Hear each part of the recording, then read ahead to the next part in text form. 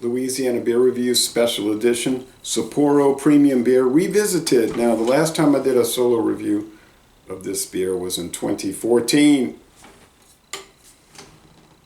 This was introduced in 1876 in the Empire of Japan.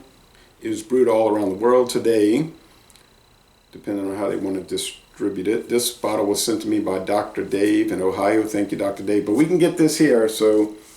But I still appreciate it, you know. Brewed and bottled by Sapporo Brewing Company, Guelph, Ontario, Canada. So this is a Canadian brewed version. I think that's Sleeman in Guelph. They got the contract. Imported by Sapporo Brewing Company of La Crosse, Wisconsin. That's City Brewing. Beer, it says beer. Sometimes City does some, I think they have in the past done some Sapporo Brewing. But this bottle's from Canada, and they're showing barley and hop cones. I think they also use rice. It's not an all malt. There's a product called Sapporo Reserve, which is all malt. There's Sapporo Dark, and Sapporo Light, and Sapporo Draft. Discover the perfectly balanced taste that's irresistible to all. That's a bold statement. No one can resist it in the world. As you share rich moments with this masterpiece of the brewer's art. Product of Canada. So no one in the world can resist this beer. And that's pretty good. There's no statement of alcohol level on this bottle. Anywhere. Date. I don't see a date, guys. The website, however, says it's 4.9. Now, when I first reviewed Sapporo, like I said, well, the first time and this last time was, come on, I'm trying to get this thing to. The first time and the last time was 2011, 2014, but it was 5%. So for whatever reason, it's been adjusted to 4.9, apparently.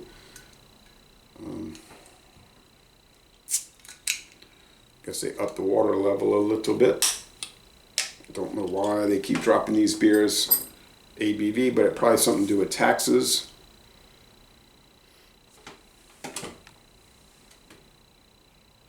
Nice smoke.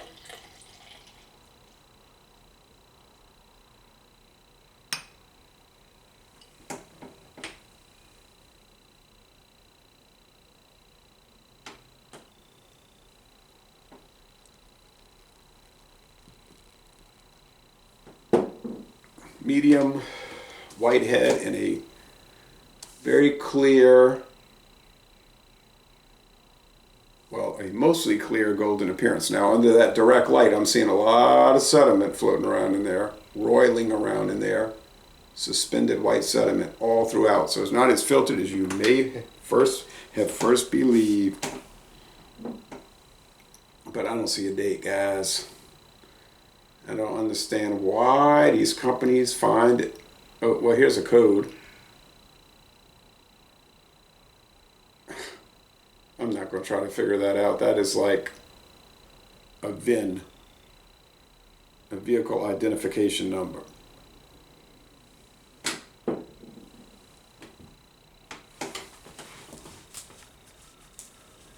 Okay, so the head is not too impressive at all, but let's go with the aroma. It just smells like generalized world lager. I mean, it could be Foster's, which is Fort Worth, Texas, brewed for the United States. I mean, it could be Sapporo, could be, Tusker lager from Africa, could be Almatza from Lebanon, Mythos from Greece, Moosehead from Canada. This generalized lager aroma. Let's go with the taste. Cheers. Could be Kalik from the Bahamas.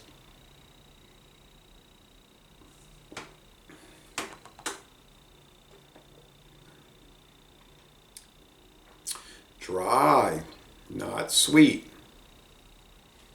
Dry white bread crust and very thin on that.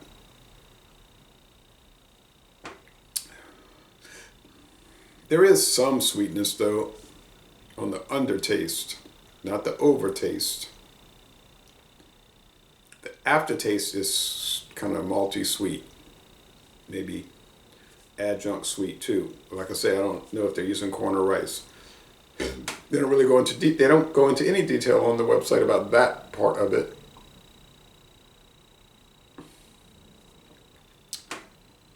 Medium body, dry finish, sweetness, 2 out of 5 sugar cubes. Bitterness, yeah, forget that.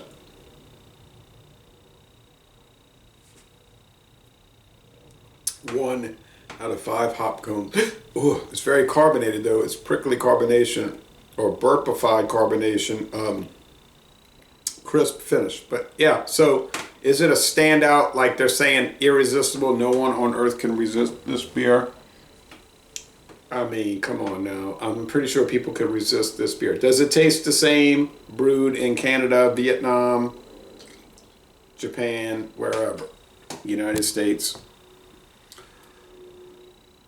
Oh, it's probably mostly the same. Nearly identical, probably like Budweiser around the world. People will say, oh, it's not the same, it's not the same. But I'd like to see them do a blind taste test and tell me that they could tell them apart. I seriously doubt they would. So anyway, I'm going to save the rest for a photo. I like it. I wouldn't pay an elevated price for it. I can get Schlitz for $11.99 or $11.49 a 12-pack, and Schlitz is better than this. I don't think I can get this for $11.99 a 12-pack. I can get Ice House for about that same price, a 12-pack of bottles. Schlitz, I can get the cans. Ice House is, I'm not saying better than this one, it's certainly not worse. Those are 2 good examples. I can get Miller High Life for about $22 a 30-pack. It's comparable to this, honestly. So yeah, you got to think about these things when you buy. I mean, you don't have to think about it. You could buy whatever you want and throw caution to the wind and don't care about price. But I do care about it. And so yeah, very nice product. Not a standout, honestly. Their Sapporo Reserve, yeah, that's a standout. That's on par with like the Michelob, the original Michelob, original lager, or the Kirin Ichiban all malt, first press. Those type of things. I'm trying to think of a third non-adjunct, but can't think of one. And their Sapporo Black is fabulous,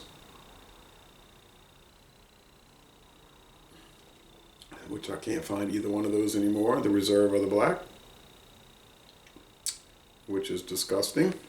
But anyway, it's very dry. The flavor is demure. It is not bold. If you want bold, luxurious flavor, yeah, this is not gonna. Now, maybe no one can resist it, like I'm saying, or like I read. That's irresistible to all.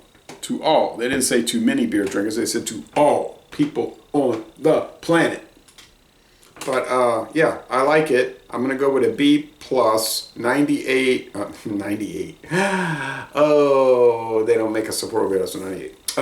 88 out of 100. It's a very good beer. There are a lot of very good beers in the world. That should not shock you that I'm scoring this a B plus, because you get a lot of these world lagers, and they're going to be a B plus at usually in the worst case scenario. Okay, and then it goes up. So if it's Molson Golden, Labatt Blue,